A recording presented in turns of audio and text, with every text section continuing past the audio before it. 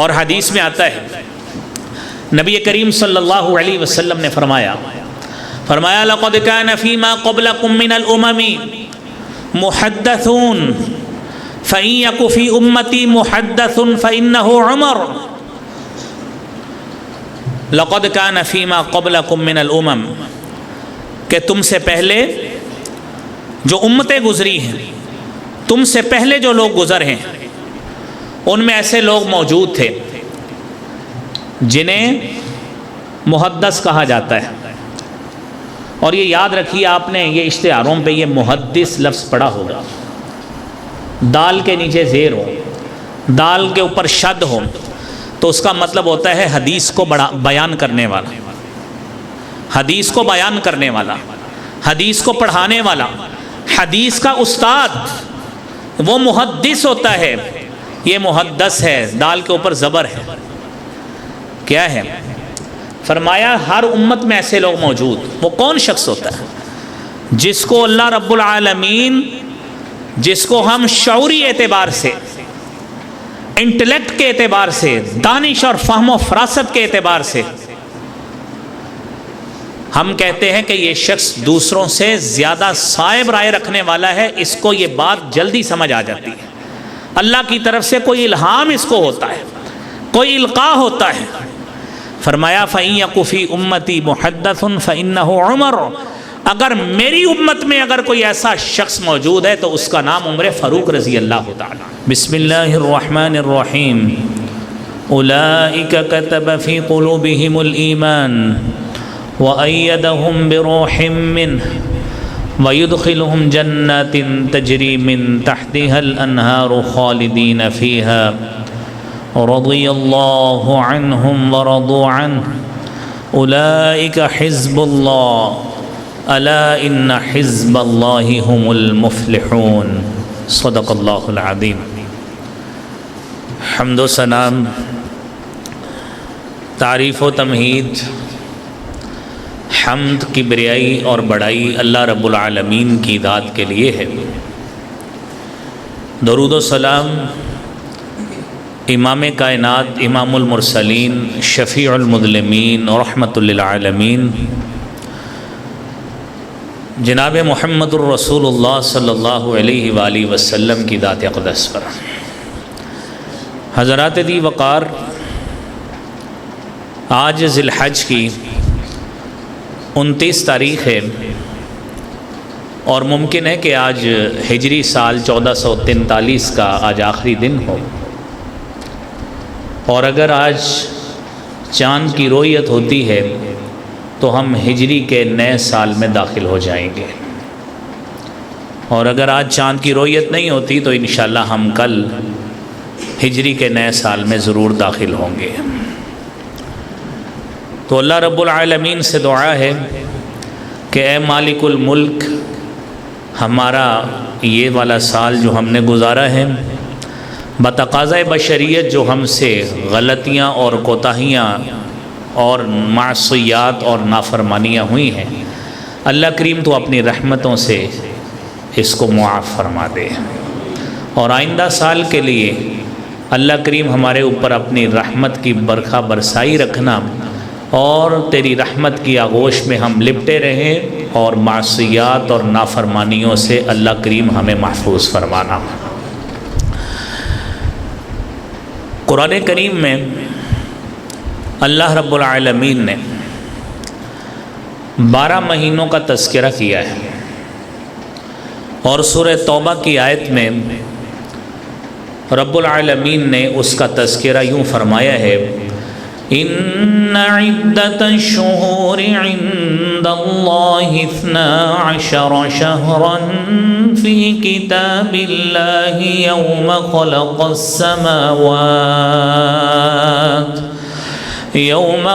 السماوات والأرض منها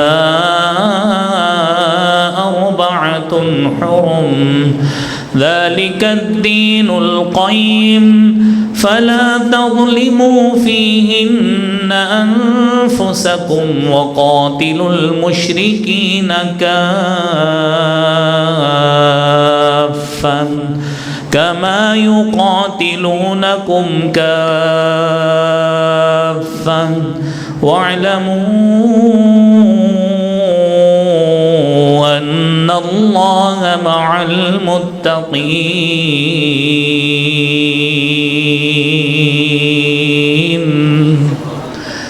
رب العالمین نے سورہ توبہ میں فرمایا ہے کہ مہینوں کی تعداد جب سے اللہ تعالیٰ نے آسمانوں اور زمین کو تخلیق کیا ہے 12 رکھی ہے۔ آپ دیکھیے، آپ دنیا میں مختلف کیلنڈرز موجود ہیں اور ان کیلنڈروں کی اورینٹیشن یا ان کا آغاز کسی نسبت سے ہے۔ اگر ہم مسلمان اپنے ہجری کیلنڈر کو دیکھیں تو اس کی نسبت نبی کریم صلی اللہ علیہ وسلم کے عام الہجرہ سے ہے، یعنی ہجرت والے سال کے ساتھ ہے۔ اگر ہم عیسوی کیلنڈر کو دیکھیں جس کا 2022 سن ہم گزار رہے ہیں، اس کی نسبت سیدنا عیسیٰ علیہ السلام کی پیدائش کے ساتھ خاص ہے۔ آپ کو دنیا میں یہودیوں کا کیلنڈر بھی ملے گا، اور یہودیوں نے اپنے کیلنڈر کی ابتدا کی ہے اس تاریخ سے جس دن حضرت سلیمان علیہ السلام تخت نشین ہوئے تھے۔ آپ کو اہل روم کا کیلنڈر بھی ملے گا۔ اہل روم والے وہ اس تاریخ سے اپنا کیلنڈر آغاز کرتے ہیں جب الیگزینڈر دا گریٹ، جس کو سکندر اعظم کہتے ہیں، جب وہ تخت نشین ہوا تھا۔ اور آپ کو دیسی مہینے، یہ ساون، بھادوں، چیت، بیساکھ، پوہ، ماہ، بھاگن، راجہ بکرما جیت، یہ اس کو بکرمی مہینے کہتے ہیں۔ اس کا آغاز راجہ بکرما جیت کی پیدائش کے ساتھ مختص ہے۔ تو یہ تمام وہ باتیں ہیں، یہ کیلنڈرز دنیا میں سارے یہی مروج ہیں۔ ان سب کیلنڈرز کے بھی مہینے گنے تو مہینوں کی تعداد پھر بھی 12 ہے۔ ہجری کیلنڈر کی بھی 12 ہے، یہ جنوری فیبرری کی بھی 12 ہے، دیسی مہینوں کی تعداد بھی 12 ہے۔ تو قرآن کہتا ہے یوم خلق السماوات والارض، جب سے اللہ نے آسمان اور زمین کو تخلیق کیا ہے تو اس وقت سے مہینوں کی تعداد کتنی ہے؟ 12 ہے۔ اور نسبتیں آپ کو ساری بتا دیں کہ یہ مروج کیلنڈر ہیں جو ٹریڈیشنل ہمارے ہاں ہماری سوسائٹی میں دنیا کے مختلف علاقوں میں موجود ہیں۔ آج کوئی بھی اخبار آپ دیکھیں گے، آپ کو کم از کم 3 مختلف کیلنڈرز کی تاریخ ملے گی۔ ہجری کی تاریخ بھی ملے گی، عیسوی کی بھی تاریخ ملے گی، اور دیسی مہینے کی بھی تاریخ ملے گی۔ اللہ رب العالمین فرماتے ہیں ان عدت الشہور عند اللہ 12 شہرا فی کتاب اللہ یوم خلق السماوات والارض، جب سے زمین و آسمان تخلیق ہوا ہے، منہا اربعۃ حرم، اس میں 4 مہینے حرمت والے ہیں۔ اور حرمت والے مہینوں کا کیا مطلب ہے کہ ان مہینوں میں اہل عرب نے اپنے اوپر لڑائی کو منع کیا تھا، جنگ و جدل کو منع کیا تھا۔ اور حدیث میں آتا ہے ثلاثۃ متوالیات، 3 مہینے لگاتار ہیں، ذوالقعدہ، ذی الحج اور محرم، اور چوتھا مہینہ رجب کا مہینہ ہے۔ یہ 4 مہینے حرمت والے ہیں۔ علامہ ابن حجر عسقلانی نے صحیح بخاری کی شرح فتح الباری میں، اس میں کتاب مناقب الانصار میں باب ہے من این ارخ التاریخ۔ علامہ ابن حجر عسقلانی رحمۃ اللہ علیہ نے اس میں ساری تفصیل لکھی، کیونکہ ہمارا تعلق ہجری سال کے ساتھ ہے اور غالباً اس کی آج آخری تاریخ ہے، اور اس کو بیان کرنے کا مقصد یہ ہے کہ کل یکم محرم ہوگی یا پرسوں ہوگی، یہ وہ دن ہے جس دن سیدنا امیر المومنین حضرت عمر فاروق رضی اللہ تعالیٰ عنہ کو شہید کیا گیا ہے، یوم شہادت ہے۔ اور اسی دن یکم محرم 24 ہجری کو آپ کی شہادت ہوئی، اور سیدنا عثمان بن عفان رضی اللہ تعالی عنہ تیسرے خلیفہ راشد کی حیثیت سے متمکن ہو گئے۔ علامہ ابن حجر لکھتے ہیں کہ یہ ہجری سال شروع کیسے ہوا، کیلنڈر کیسے بنا؟ کیلنڈر اس طرح بنا، 17 ہجری کی بات ہے، 17 ہجری کی۔ سیدنا ابو موسیٰ اشعری رضی اللہ تعالیٰ عنہ یمن کے گورنر تھے، اور یمن کے گورنر ہونے کے ناطے ان کے پاس امیر المومنین کی طرف سے جو خط و کتابت ہوتی تھی اس کے اوپر کوئی تاریخ، کوئی ڈائری نمبر نہیں لکھا ہوتا تھا۔ سیدنا ابو موسیٰ اشعری نے امیر المومنین حضرت عمر فاروق رضی اللہ تعالیٰ عنہ کو مشورہ دیا کہ ہم جو بھی خط و کتابت کرتے ہیں اس کے اوپر کوئی کسی لحاظ سے تاریخ مینشن نہیں ہوتی، کیوں نہ ہم اپنا ایک کیلنڈر ترتیب دیں اور اس کے مطابق تقویم کا حساب لگائیں اور تاریخ کا اندراج کریں، تاکہ ریکارڈ مینٹیننس میں، ریکارڈ کی بہتری میں وہ ممد و معاون ثابت ہو۔ حضرت عمر فاروق رضی اللہ تعالیٰ عنہ وہ ہر کوئی بھی ایسی جو بھی کوئی شخص جس کو کہتے ہیں نا کہ آپ اس میں کوئی کام انیشیٹ کریں، آپ اس میں پہلا کام کریں تو بہت اچھی بات ہے، ویلکم کرتے تھے۔ حضرت عمر فاروق کو تجویز پسند آئی، مشورہ کیا تو نبی کریم صلی اللہ علیہ وآلہ وسلم نے بیعت عقبہ ثانیہ اور جو ہجرت کا سفر کیا ہے وہ ذی الحج کے مہینے کی درمیان میں کیا ہے۔ طے یہ کیا گیا کہ اس کے بعد جو چاند نظر آیا ہے اس اعتبار سے ہم پہلا مہینہ رکھتے ہیں اور پھر اس اعتبار سے ہم اپنے کیلنڈر کا آغاز کرتے ہیں۔ تو مسلمانوں کے کیلنڈر کا آغاز ہجرت کے اس سال پھر کیا گیا۔ یہاں پہ یہ بات بھی کرنا ضروری ہے کہ جس کو ہم محرم کہتے ہیں اس کا نام محرم نہیں تھا، اس کا نام صفر اول تھا۔ محرم کے بعد جو مہینہ آتا ہے وہ ہے صفر، تو محرم کا نام صفر اول تھا۔ یہ لسان العرب ابن منظور افریقی جو بہت بڑی لسان العرب عربی کی ڈکشنری ہے اس میں یہ ساری چیز موجود ہے، اس کا نام صفر اول تھا۔ اب محرم اس لیے نام رکھا کیونکہ حرمت والا مہینہ تو ہے ہی، تاکید کی جائے، اصرار کیا جائے، انسسٹ کیا جائے، فوکس کیا جائے، پابندی کی جائے کہ واقعتاً اس کی حرمت کا دھیان رکھنا ہے۔ اس اعتبار سے اس کا نام محرم رکھا گیا۔ پہلے اس کا نام صفر اول تھا، یہ مسلمانوں نے اس کا نام محرم رکھا ہے۔ یہ بھی بات مکمل ہوئی، اور ساتھ یہ بھی ذہن میں رکھیے قرآن کریم میں یہ بتایا گیا لا تظلموا فیہن، یہ حرمت والے مہینے ان میں ظلم نہیں کرنا۔ اب قریشی لوگ، عرب کے لوگ یہ کرتے تھے، انہوں نے اپنے طور پر ان مہینوں میں، کیونکہ نام لے کر قرآن نے مینشن نہیں کیا کہ کون سے مہینے حرمت والے، وہ حدیث نے اس کو مختص کیا ہے۔ ہوا یوں، کہا یہ گیا کہ اس کی حرمت کو چلو 4 مہینے حرمت والے ہیں، لیکن دل کرتا ہے لڑائی کرنے کو، تو یہ جو حرمت والا مہینہ ہے نا اس کو 3 مہینے بعد کر لیتے ہیں، اس مہینے لڑ لیتے ہیں۔ یہ مینیپولیشن کرنا اور اپنی مرضی سے ہی اس مہینے کو ایک کو پہلے کر لینا، ایک کو بعد میں کر لینا۔ قرآن نے کہا انما النسیء زیادۃ فی الکفر، یہ جو تقدیم و تاخیر آپ اپنی مرضی سے کرتے، شریعت نے اس کی اجازت نہیں دی۔ حرمت والے مہینے اسی طرح ہی برقرار رہیں گے، ان کی تعداد اور ترتیب اسی طرح برقرار رہے گی جس طرح شریعت نے لگائی ہے، جس طرح ابتدا سے چلتی آ رہی ہے، تو اسی طرح ہی ترتیب چلتی رہی۔ اور یاد رکھیے آپ نے کیلنڈرز کے مختلف آغاز کے حوالے سے بھی سنا۔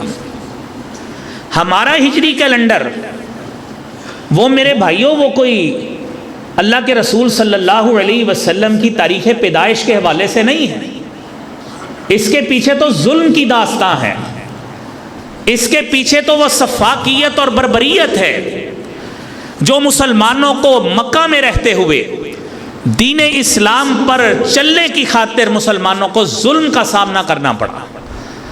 اور مسلمانوں نے اس ظلم اور بربریت سے تنگ آ کر مکہ کو چھوڑ کر مدینہ کی طرف ہجرت کی. تو مسلمانوں کے لیے یہ کوئی ایک خوشی کا موقع، یہ بہت بڑی بات نہیں تھی. لیکن یاد رکھیے سبق جو ملتا ہے، سبق یہ ہے، علامہ ابن حجر لکھتے ہیں کہ دنیا میں، یعنی خلاصہ اس بات کا یہ ہے کہ دنیا میں کوئی شخص بہانے بازی نہیں کر سکتا کہ میں فلاں جگہ پہ نماز پڑھنی تھی، مجھے لوگ پڑھنے نہیں دیتے تھے، میں نے فلاں جگہ پہ دین کے مطابق عبادت کرنی تھی، لوگوں نے کرنے نہیں دی، میں فلاں جگہ پہ دین کے شاعر کو اپنے اوپر نافذ کرنا چاہتا تھا، لوگوں نے نہیں کرنے دیا.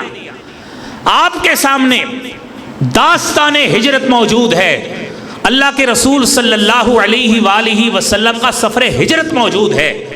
نبی اکرم صلی اللہ علیہ وآلہ وسلم نے ساری زندگی اس بات کا پریٹنڈ اور بہانہ نہیں کیا کہ یہاں پہ تو زندگی گزارنا ہی مشکل ہے لہذا گھر میں بیٹھ جاتے ہیں. آپ نے اس علاقے کو چھوڑ کر اس علاقے کا رخت سفر باندھ لیا ہے جہاں پہ زندگی گزارنا اس کے مقابلے میں آسان تھا. لہذا شریعت کے مطابق زندگی گزارنے میں جہاں پر تنگی ہو رہی ہو، عبادت کرنے میں تنگی ہو رہی ہو، دین کے نفاذ میں تنگی ہو رہی ہو، اس علاقے کو چھوڑ کر دوسرے علاقے میں چلے جایا کرتے ہیں. یہ کیلنڈر ہمیں اس بات کی یاد دلاتا ہے، اور یہ کیلنڈر ہمیں اس بات کی بھی یاد دلاتا ہے کہ جہاں پہ ظلم اور بربریت ہے، جہاں پہ آپ کے اوپر آپ عبادات کے حوالے سے کسی طرح کی آزادی موجود آپ کے لیے نہیں ہے، علاقہ چھوڑ جائیں، دوسرے علاقے میں چلے جائیں. اور نبی کریم صلی اللہ علیہ وسلم نے ان کفار کے ساتھ کمپرومائز نہیں کیا ہے. وہ آئے تھے اللہ کے رسول صلی اللہ علیہ وسلم کے پاس کہ آپ جس مالک کی عبادت کا ہمیں کہتے ہیں، آپ جس خالق کی عبادت کا ہمیں کہتے ہیں، کچھ دن آپ ہماروں کی عبادت کر لیا کریں، کچھ دن ہم اس کی عبادت کر لیتے ہیں. تو اللہ نے کیا کہا تھا؟ قُلْ يَا أَيُّهَا الْكَافِرُونَ لَا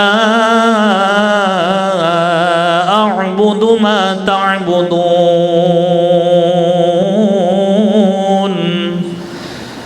اے نبی صلی اللہ علیہ وسلم کہہ دیجئے، اے کافرو، لا اعبد ما تعبدون، جس کی تم عبادت کرتے اس کی میں عبادت نہیں کر سکتا. کمپرومائز نہیں ہو سکتا، علاقہ چھوڑا جا سکتا ہے، آپ سے علیحدگی کی جا سکتی ہے، لیکن ہر لحاظ سے توحید کے معاملے میں، دین کے معاملے میں، شریعت کے معاملے میں کمپرومائز نہیں ہو سکتا.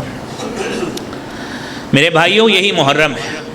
نبی کریم صلی اللہ علیہ وسلم نے فرمایا، صحیح مسلم کی 1163 نمبر حدیث ہے، فرمایا افضل الصیام بعد شہر رمضان شہر اللہ المحرم. رمضان کے مہینے کے بعد، اگر رمضان کے مہینے کے بعد روزے رکھنے کی کسی مہینے میں اگر فضیلت مسلم اور موجود ہے، شہر اللہ المحرم، وہ محرم کا مہینہ ہے، روزے رکھیں.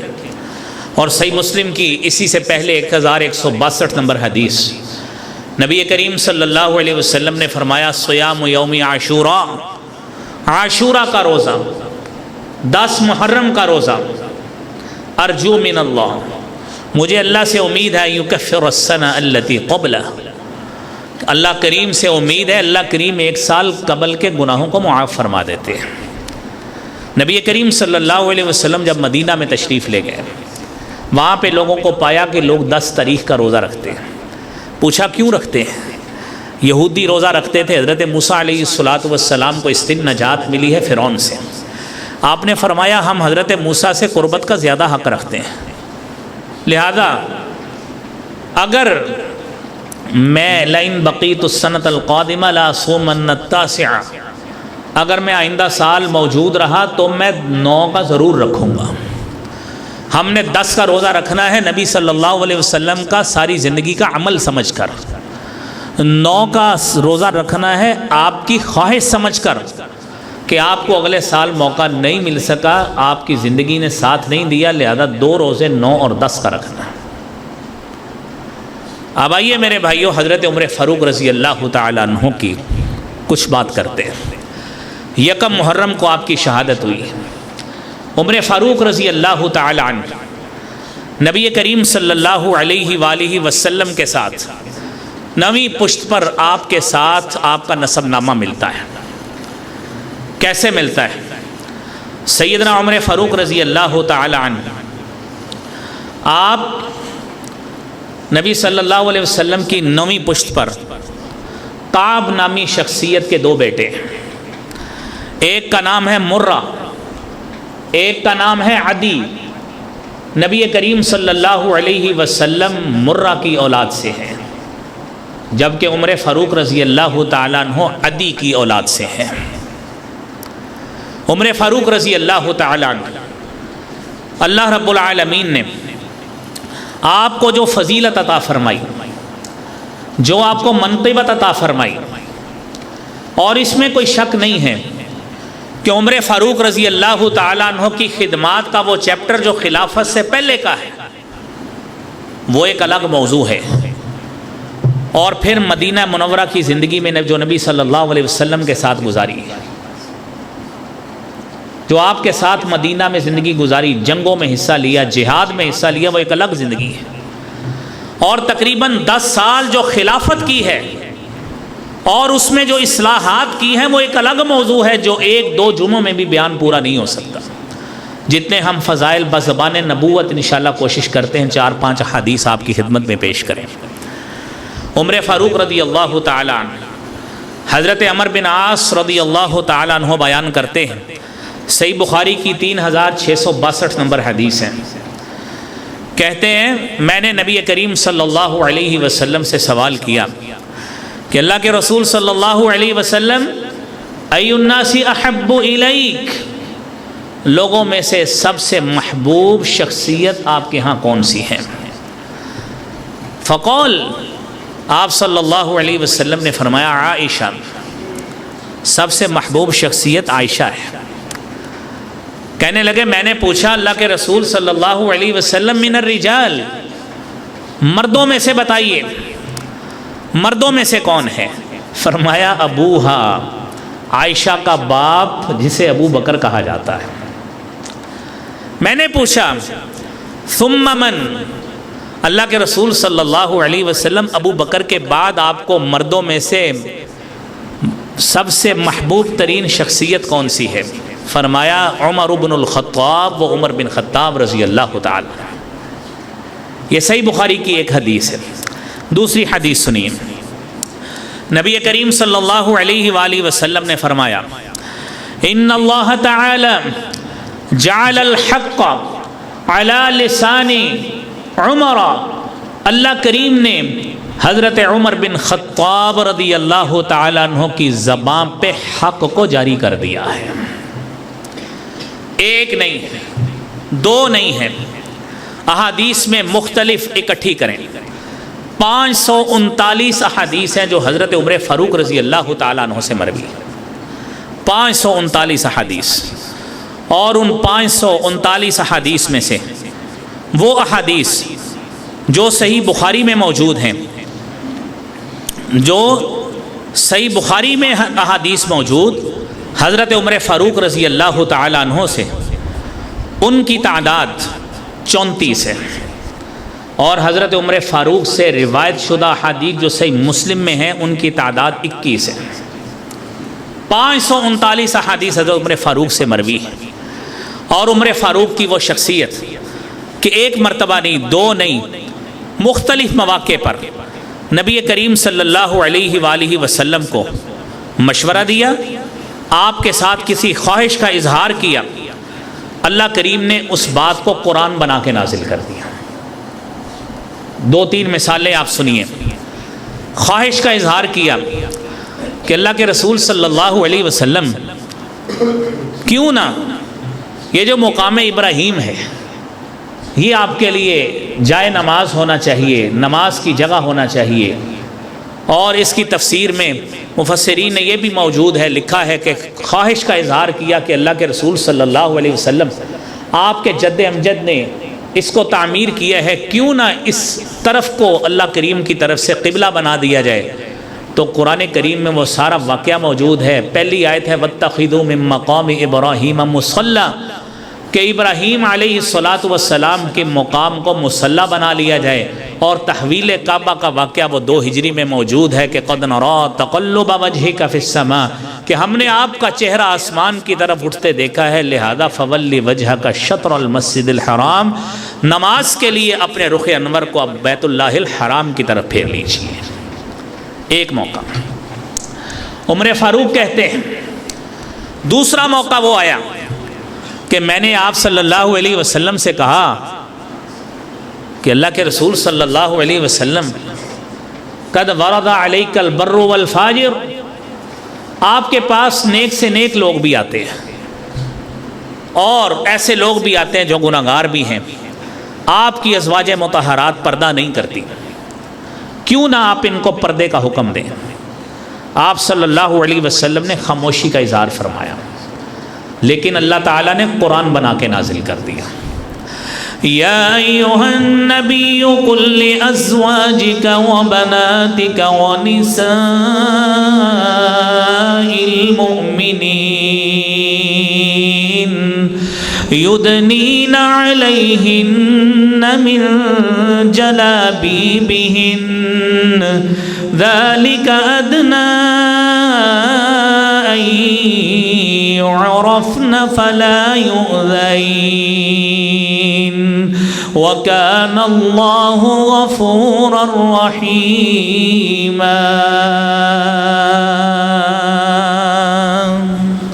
اے نبی صلی اللہ علیہ وسلم، اپنی ازواج سے کہیے، اپنی بیٹیوں سے کہیے اور تمام مومن عورتوں سے کہیے، یدنین علیہن من جلابیبہن، کہ اپنے اوپر اپنی اوڑھنیاں اوڑھ کر رکھے، پردہ کیا کرے۔ ذالک ادنی ان یعرفن فلا یؤذین، یہ بات زیادہ قریب ہے، پردہ کریں گی، اپنے آپ کو ڈھانپیں گی، معاشرے میں پرومیننٹ اور نمایاں ہوں گی، یہ پردے دار خاتون ہیں، عزت والے گھر سے تعلق رکھتی ہیں، لوگ اذیت نہیں دیں گے، لوگ تکلیف نہیں دیں گے۔ ذالک ادنی ان یعرفن، پہچانی جائیں گی، عزت والے گھر سے تعلق رکھتی ہیں، فلا یؤذین، لہذا اذیت ان کو نہیں دینی، کوئی جملے نہیں کسے گا، کوئی آوازہ نہیں کسے گا، یہ اچھے گھر سے تعلق رکھتی ہیں۔ سوچئے میرے بھائیوں، آج کا یہ مسلم معاشرہ ہے، آوازیں اسی پہ ہی کسی جاتی ہیں جو پردے کے بغیر ہوتی ہیں، جو جتنا اپنے آپ کو پردے سے دور رکھے گی اتنا ہی معاشرے کی نظروں کا مطمع بنے گی، اور جو جتنا اپنے آپ کو ڈھانپ کر رکھے گی۔ آپ نے قرآن کی آیت سنی ہے، میں نے اپنی طرف سے تو کچھ بھی نہیں سنایا۔ میرے بھائیوں، معاشرے میں خاتون کی عزت ہوتی ہے اس چیز پر عمل کرنے سے جو شریعت کہتی ہے۔ اور تیسری بات میرے بھائیوں، عمر فاروق کہتے ہیں، کچھ خواتین نے معاشرے میں بھی اپنے خاوندوں سے زیادہ خرچے کا مطالبہ کیا، ازواج مطہرات نے بھی کیا، آپ صلی اللہ علیہ وسلم نے اس کو پسند نہیں کیا۔ میں نے اللہ کے رسول صلی اللہ علیہ وسلم کو مشورہ دیا کہ اللہ کے رسول اگر یہ تنگ کرتی ہیں آپ ان کو اپنے سے علیحدہ کر دیں۔ اللہ تعالیٰ نے آپ کے لیے ترجی من تشاء منہن وتؤوی الیک من تشاء، آپ کے لیے تو ساری امت کو حلال کیا ہے، آپ کسی سے بھی نکاح کر سکتے ہیں، تو اللہ کریم نے وہ بھی قرآن بنا کے سورہ تحریم میں نازل کر دیا۔ عسى ربه إن طلقكن أن يبدله أزواجا خيرا منكن مسلمات مؤمنات قانتات تائبات عابدات سائحات ثيبات وأبكارا۔ اگر اللہ کے رسول صلی اللہ علیہ وسلم تم خواتین کو طلاق دے دیں، عین ممکن ہے اللہ کریم ان کے بدلے میں ایسی بیویاں آپ کو دے جو تم خواتین سے بہتر ہوں گی، فرما بردار ہوں گی، مومنہ ہوں گی، قانتات ہوں گی، تائبات توبہ کرنے والی ہوں گی، عابدات ہوں گی، عبادت کرنے والی ہوں گی۔ یہ ساری صفات ان خواتین میں موجود ہوں گی، لہذا اپنے نبی صلی اللہ علیہ وسلم کو تنگ نہ کیا کریں۔ قرآن کے اور بھی مواقع موجود ہیں، بدر کے قیدیوں کے حوالے سے وہ واقعہ موجود، منافق عبداللہ بن ابی کے جنازے کے حوالے سے واقعہ موجود، جہاں پہ اللہ کریم نے اس بات کو قرآن بنا کے نازل کیا جو بات عمر فاروق رضی اللہ تعالیٰ عنہ نے کہی تھی۔ اور حدیث میں آتا ہے نبی کریم صلی اللہ علیہ وسلم نے فرمایا لقد كان فيما قبلكم من الامم محدثون فإن يك في امتي محدث فإنه عمر۔ لقد كان فيما قبلكم من الامم، کہ تم سے پہلے جو امتیں گزری ہیں، تم سے پہلے جو لوگ گزر ہیں، ان میں ایسے لوگ موجود تھے جنہیں محدث کہا جاتا ہے۔ اور یہ یاد رکھیے، آپ نے یہ اشتہاروں پہ یہ محدث لفظ پڑھا ہوگا، دال کے نیچے زیر ہو، دال کے اوپر شد ہو، تو اس کا مطلب ہوتا ہے حدیث کو بیان کرنے والا، حدیث کو بیان کرنے والا، حدیث کو پڑھانے والا، حدیث کا استاد، وہ محدث ہوتا ہے۔ یہ محدث ہے، دال کے اوپر زبر ہے۔ کیا ہے؟ فرمایا ہر امت میں ایسے لوگ موجود۔ وہ کون شخص ہوتا ہے؟ جس کو اللہ رب العالمین، جس کو ہم شعوری اعتبار سے، انٹلیکٹ کے اعتبار سے، دانش اور فہم و فراست کے اعتبار سے ہم کہتے ہیں کہ یہ شخص دوسروں سے زیادہ صائب رائے رکھنے والا ہے، اس کو یہ بات جلدی سمجھ آ جاتی ہے، اللہ کی طرف سے کوئی الہام اس کو ہوتا ہے، کوئی القاء ہوتا ہے۔ فرمایا فَإِن يَكُ فِي أُمَّتِي مُحَدَّثٌ فَإِنَّهُ عُمَرٌ، اگر میری امت میں اگر کوئی ایسا شخص موجود ہے تو اس کا نام عمر فاروق رضی اللہ تعالیٰ عنہ۔ اور ایک موقع نہیں، جس طرح آپ کو بتایا، کئی مواقع ایسے آئے جہاں عمر کی بصیرت کے مطابق، عمر فاروق رضی اللہ تعالیٰ عنہ کی صائب رائے کے مطابق جناب حبیب کبریا محمد الرسول اللہ صلی اللہ علیہ وآلہ وسلم نے چاہے وقتی طور پر آپ کا فیصلہ تسلیم کیا یا نہیں کیا، لیکن اللہ نے قرآن بنا کے نازل کر دیا۔ حضور کریم صلی اللہ علیہ وآلہ وسلم فرماتے ہیں کئی ایسے واقعات موجود ہیں۔ آپ صلی اللہ علیہ وسلم فرماتے ہیں، فرمایا ایک دن میں سویا ہوا تھا، مجھ پہ کچھ لوگ پیش کیے گئے، کسی کے اوپر کتنا کپڑا ہے، کسی کے اوپر کتنا کپڑا ہے، کسی کے اوپر گھٹنوں تک کپڑا ہے، یہ مختلف جسمانی اعتبار سے بتایا گیا۔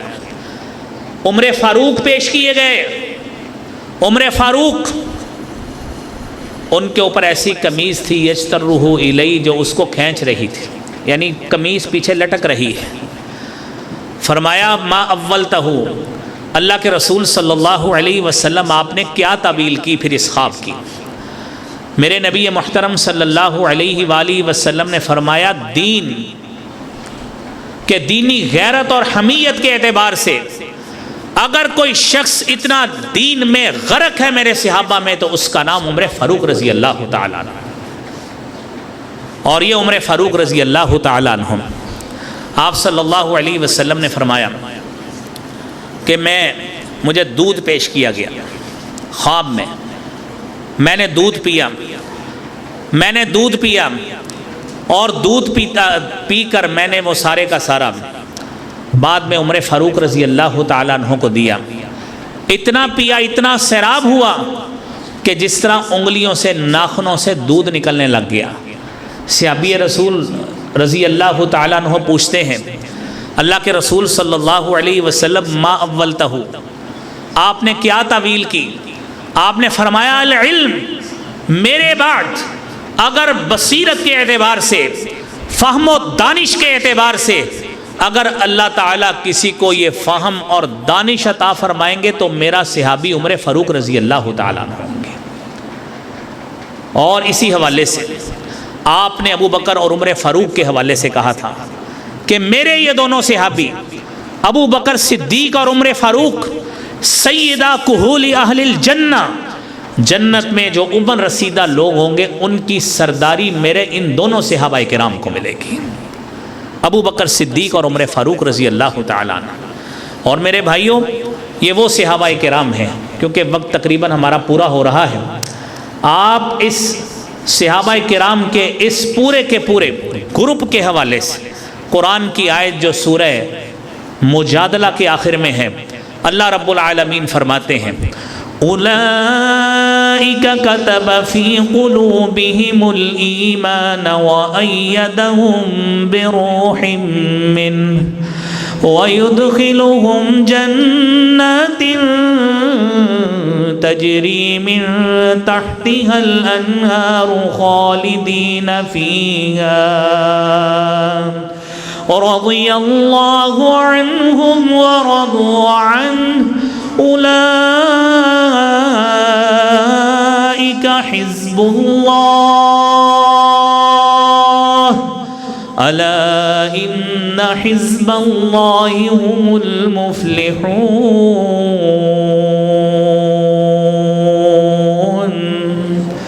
یہ وہ لوگ ہیں جن کے دلوں پر اللہ نے ایمان کو لکھ دیا اور اپنی طرف سے خصوصی نصرت اور تائید ان لوگوں کی۔ میرا رب کہتا ہے ان لوگوں کو جنت میں داخل کروں گا، اللہ ان سے راضی ہو گیا اور یہ اپنے رب سے راضی ہو گئے۔ اولئک حزب اللہ، یہ اللہ کی جماعت ہے، یہ اللہ کا گروپ ہے، اللہ کا لشکر ہے۔ اور یاد رکھنا دنیا کا کوئی بھی میدان ہو، الا ان حزب اللہ هم المفلحون، اللہ کا لشکر اور گروپ ہی کامیاب ہوا کرتے ہیں۔ اگلا جمعہ ہم انشاءاللہ اہل بیت کے فضائل کے موضوع پر یہاں پہ انشاءاللہ پڑھائیں گے۔ آپ لوگوں سے مؤدبانہ گزارش ہے کہ مضمون کو صحیح معنوں میں سمجھنے کے لیے وقت پر تشریف لائیں۔ ہمارا 12:25 پہ اذان ہوتی ہے اور 12:30 تک ہمارا خطبہ شروع ہوتا ہے۔ ساتھی ذوق کے ساتھ تشریف لائیں تاکہ مضمون کے حوالے سے جو عمومی طور پر فیلسیز اور اس میں غلط قسم کے تصورات لوگوں کے ذہن میں ہیں، انشاءاللہ ہم کوشش کریں گے کہ وہ واضح ہو جائے اور کلیئر اس کو کر دیں۔ اللہ کریم ہمیں صحابہ کرام کی محبت نصیب فرمائے، ہمارے دلوں میں جذبہ ایمان ان جیسا پیدا فرمائے۔ وآخر دعوانا الحمدللہ رب العالمین۔